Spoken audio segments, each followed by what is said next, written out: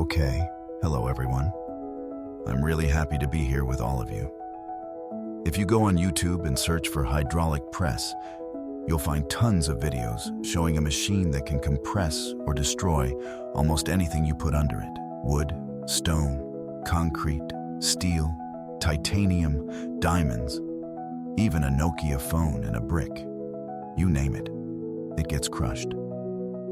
So, what exactly is a hydraulic press, and why is it so darn destructive? Well, a hydraulic press is just one of many applications of hydraulic technology. You probably don't have a hydraulic press at home, but I'm willing to bet that almost every household has at least one hydraulic device. Don't believe me? A child's water gun is a simple hydraulic device. Disc brakes on motorcycles and cars are hydraulic devices. Automatic door closers use a hydraulic system. On a slightly larger scale, we have hydraulic jacks, hydraulic lifts, power steering systems in trucks, and the shock absorbers in cars and motorcycles. All of these operate using hydraulics.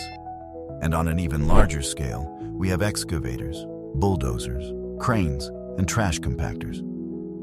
They all work based on hydraulic mechanisms.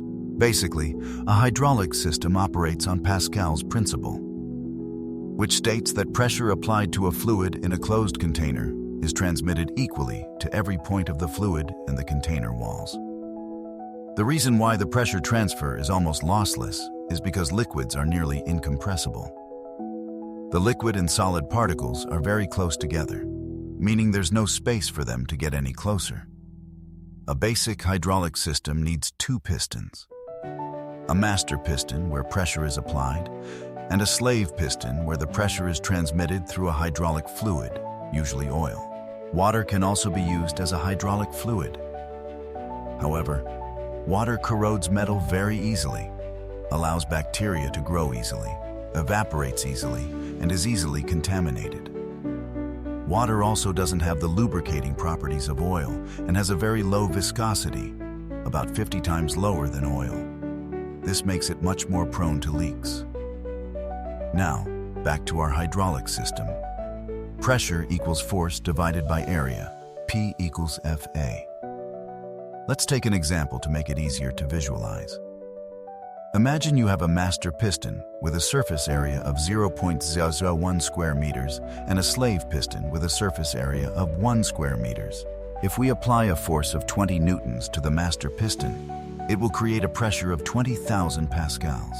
Because oil is virtually incompressible and the pressure is transmitted perfectly to the slave piston, the force acting on the slave piston will be equal to the pressure times the area. That is, 20,000 x 0.1 equals 2,000 newtons. So, a small force applied to a small area has been amplified by the hydraulic system into a force 100 times greater on a much larger area. The degree of amplification is equal to the area of the slave piston divided by the area of the master piston. That's why an average person can use a hydraulic jack to lift an entire car or sit in the cab of an excavator and effortlessly scoop up a bucket full of dirt and rocks. That's also why you can gently squeeze the brake lever or pedal and bring a motorcycle or car to a complete stop. But like any mechanical device, you gain force at the expense of distance. The trade-off is that you have to apply force to the master piston over a very long distance just to move the slave piston a short distance. That's why you have to crank a jack so many times to lift a car off the ground. To overcome this disadvantage, people install an oil pump to do the cranking for you. And that's basically how any hydraulic system works, including those hydraulic presses that can destroy almost anything, except, supposedly, an old brick Nokia phone. So, the super powerful hydraulic press is so powerful because it uses a hydraulic system to convert a small input force into an extremely large output force. This force is applied to super hard metal blocks to compress whatever you put beneath it. The most powerful hydraulic press on Earth today has a pressing force of about 100,000 tons. That's equivalent to compressing something with the weight of 20,000 adult African elephants or 10 Eiffel Towers. This super press was custom built by the German metallurgical group SMS Group for the Italian mechanical engineering group GIVA. And just in case you're wondering what on earth requires a 100,000-ton press to manufacture, the answer is hot steel ingots used to forge gigantic turbine wheels that are used to generate electricity, and of course, many other enormous things. But is it really true that liquids are incompressible? Who says? Any substance can be compressed. What do you think black holes are? Water, in particular, and liquids in general, can also be compressed. The problem is that we need a very, very high pressure to create a very, very small degree of compression. But it's not so difficult that it's impossible. The oceans are giant water compressors. At the average depth of the ocean floor, which is 3 kilometers, water is compressed by about 1.5%. Even at the bottom of the Mariana Trench, where you'll find Van Lê, the #1 diver in the Vietnamese YouTuber scene, the pressure of 1100 atmospheres can compress water by as much as 4%. That means the volume of water is reduced to about 96% of its volume at sea level. But that's the pressure of a column of water 11,000 meters high. And just when you start to think that compressing water is easy, consider this. Humans have already created countless water compressing machines. These are water jet cutting machines. It's a hydraulic system, a super-powered water gun, if you will. Oh my gosh, when extreme pressure is focused on a tiny nozzle, it shoots out a stream of water with incredible speed and pressure. That's some serious stuff. But water jet cutting doesn't cut entirely with the water stream, as many people mistakenly believe. Water jet cutting is actually a process of water erosion accelerated millions of times. The supersonic high-pressure water stream created by the hydraulic system is directed through small, super-hard nozzles that are typically made of ruby or diamond.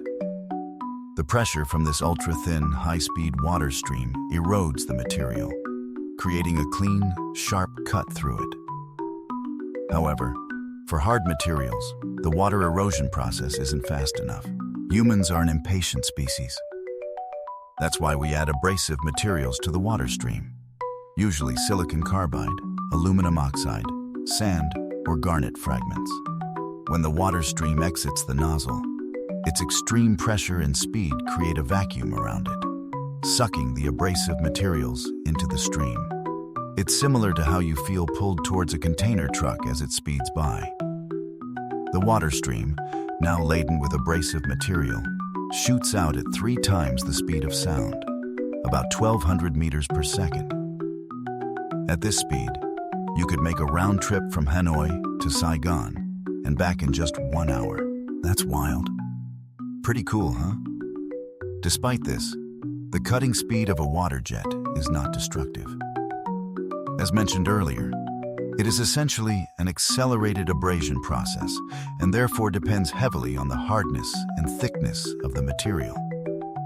On average, a water jet cutting machine can cut through 30 to 40 centimeters per minute. The average pressure of a modern water jet cutting machine is around 60,000 psi. That's nearly 4 times the pressure at the bottom of the Mariana Trench and enough to compress water by 11.5%. Some specialized water jet cutting machines can operate at pressures of 100,000 psi, equivalent to the pressure of an ocean 70 kilometers deep or a force of 7 tons per square centimeter. At this pressure, water can be compressed by up to 16%. Wow. But the pressure at which water is only compressed by 16% is a big problem for metal. When subjected to high pressure repeatedly, metal weakens, a phenomenon known as metal fatigue. When metal fatigues, it starts to crack, turning the entire hydraulic system into a ticking time bomb, with no telling when it will start counting down and when it will explode. That's why most water jet cutting machines operate at a pressure of 60,000 psi to ensure safety. I hope this video has helped you understand a little more about hydraulic systems and their practical applications in life. If you found this video helpful, remember to hit the like button to let us know. Don't forget to subscribe to BrainPop Universe and ring the bell to become more informed every day. Okay, so hey everyone.